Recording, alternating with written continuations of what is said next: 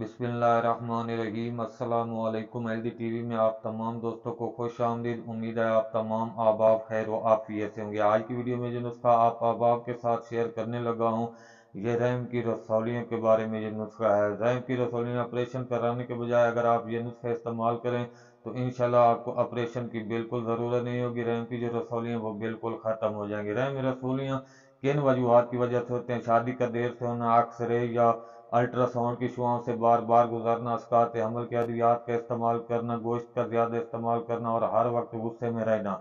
ये रसौलियाँ रहम के किसी भी हिस्से में हो सकती हैं। आगाज़ में ये रसौलियाँ मटर के दाने के बराबर होती हैं। अगर बर वक्त इलाज न किया जाए तो आहिस्ता आहिस्ता इनका साइज बड़ा होकर अंडे के साइज के बराबर भी हो जाता है। रहम रसौलियों की वजह से माहवारी का खून ज़्यादा और तकलीफ से आता है। पेट के निचले हिस्से में दर्द होता है। लकोरे का मर्ज लाक हो जाता है। पेट का साइज बढ़ जाता है। मुबाशरत के वक्त दर्द होता है। मायूसी और थकन का गालिब आ जाना, ब्लड प्रेशर ज़्यादा रहना, जिस्म पर दाने और खारिश होना। जबकि एक अहम अलामत यह भी है कि रहम की रसौलियों की मरीज़ा के यहाँ हमल नहीं ठहरता, और अगर हमल ठहर जाए तो रसौलियाँ मजीद तेज़ी से बढ़ना शुरू हो जाती हैं और हमल ज़ाय हो जाता है। रहम की रसौलियाँ रहम के किसी भी हिस्से में हो सकती हैं। कुछ रसौलियाँ दर्द पैदा करती हैं और कुछ नहीं करती। कुछ रसौलियाँ नरम और कुछ पत्थर की तरह सख्त होती हैं। 10 में से एक खातून इस मर्ज में मुब्तला होती है। अंग्रेजी तरीका इलाज में सिवाय ऑपरेशन के इसका कोई हाल नहीं, लेकिन देसी तरीका इलाज में एक ऐसा नुस्खा लेकर हाजिर हुए बगैर ऑपरेशन के इंशाल्लाह रसौलियाँ खत्म हो जाएंगी और इस नुस्खे के इस्तेमाल से अल्लाह ताला शिफा अता फरमाएगा। तो नुस्खा बताने के साथ साथ आप दोस्तों से गुजारिश है कि अगर आपने हमारे चैनल को